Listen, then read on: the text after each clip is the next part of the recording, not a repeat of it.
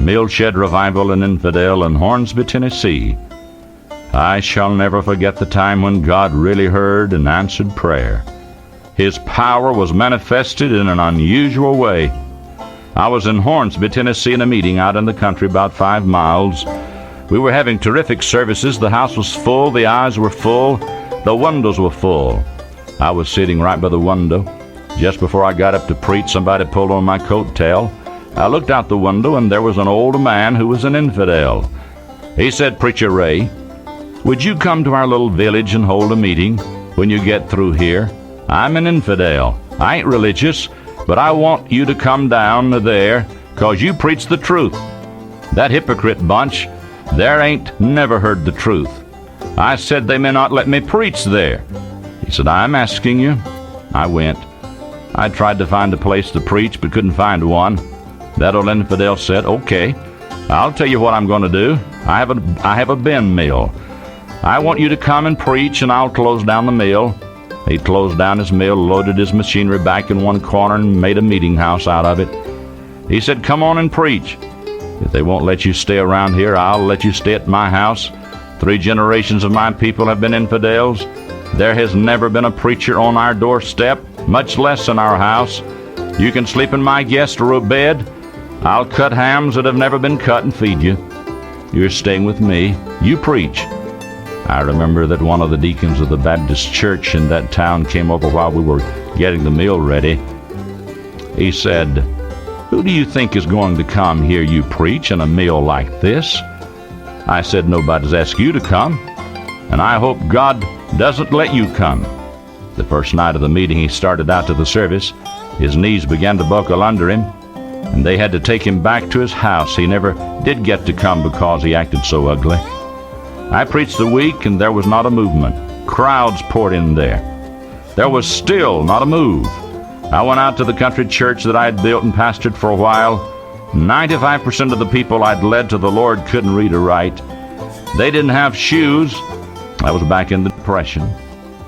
I called on all of them to help me pray in the meeting. They said, "We ain't got no way to get down there, and we ain't got good clothes to wear." They were barefooted. The men wore overalls, and the women wore dresses made out of fertilizer sacks. I said, "Forget the fact that you don't have good clothes or shoes. Come on and pray." I sent a bus out to bring them to the meal shed. We started a prayer meeting around the clock. 9 to 10, 10 to 11, 11 to 12, 9:30 to 10:30, overlapping and doubling it up. For 6 days and 6 nights, there wasn't a minute but what someone was praying for God's power to come on that meeting. For 6 days and 6 nights, 48 people prayed 1 hour each around the clock. On the 7th night, we all came together, all 48 of us, to pray for 7 hours straight. We prayed 7 hours straight. Not a thing had happened to that night. That 7th night, people came in buses from Jackson and Memphis and many other places. While we prayed in the 7th hour, the power of God fell. It was 5 o'clock in the morning. A man who had not been in church in 18 years was knocked out of bed, ran down to the meeting in his pajamas, and got saved. Everybody that could come was coming. Others were getting saved. I had to go back to Mississippi on Sunday afternoon for a church service. When I got back Sunday night, the people were walking the streets, wringing their hands. They said, "Where have you been? This has been the awfulest day." People were wanting to get saved, and there was nobody here to help them. I said, "I'm here now to stay the rest of the week." I went to that meal shed preaching, and revival continued to break out. People said, I don't know, that's what they said. People said that I was under the meal shed for 56 hours. 162 people got saved. The power of God fell in that town.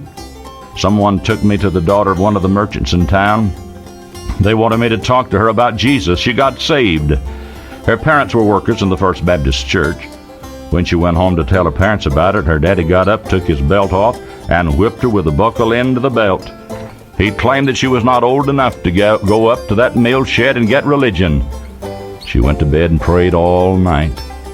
The next morning, at 9 o'clock, her dad went down to open up this store. It was a very popular store. When he went in, he couldn't wait on anybody. The big traveling salesman came in. He tried to sell him some books, but he couldn't tell him what he wanted. The clerks couldn't wait on people for watching him act funny. He was crying and wringing his hands and walking the aisles in the store. About 10 o'clock, he said, "Get out, everybody, get out." He locked the door and came home. God dealt with him so strongly that he got saved. The daughter went out the front door shouting while he went out the back door shouting. Others went down the street shouting. About 1 o'clock that afternoon, everything was closed. Service stations, drug stores, the cafe, everything else was closed in that town. People were crying and praying and shouting all over town.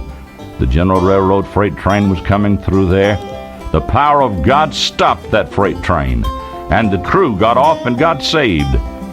A man who ran a big freighter mill said that if any of his workers went to the meeting, they would be fired. But the next morning about 9 o'clock, he grabbed hold of the emergency whistle and called in all of his crew and said, "Not another wheel in this mill will move until that preacher leaves town." The old infidel's son was running the cotton gin, and he got saved. The old man got saved, and his folk got saved. Whiskey still men got saved and went back to lead their crew to Christ. Over 18 miles across the Hatchie River, there was a group of women out in the field picking cotton. They had not even been to the meeting. They didn't know anything about it. They began to cry. One of the ladies said to the other, "Why, are you crying?" She said, "I don't know. I just can't keep from crying." Another said, "What are you crying about?" She said, "I'm lost and going to hell. Is there anybody here saved that can tell me how to get saved?" None of them were saved. They started praying that God would save one of them. One did get saved. Then she began to testify. Before the day was over, all 18 of them were saved there in the cotton patch.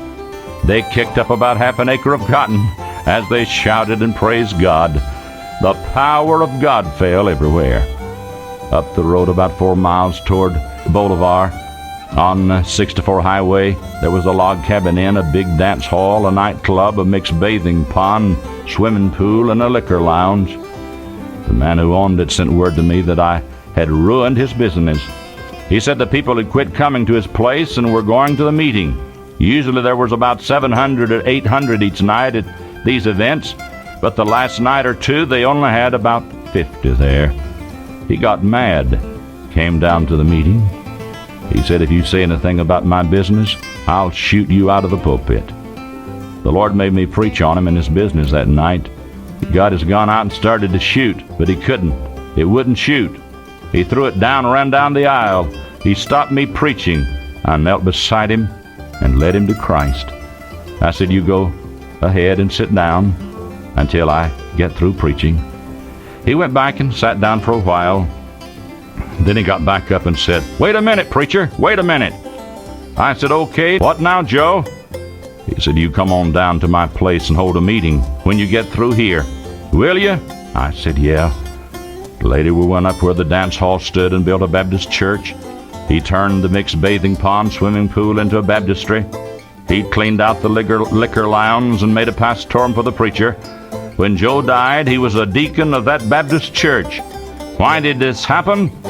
Because that bunch of folk who couldn't read or write and didn't have any more sense than I did prayed until God did something. That's all. God heard their prayers and shook their town. Oh, that we'll do likewise.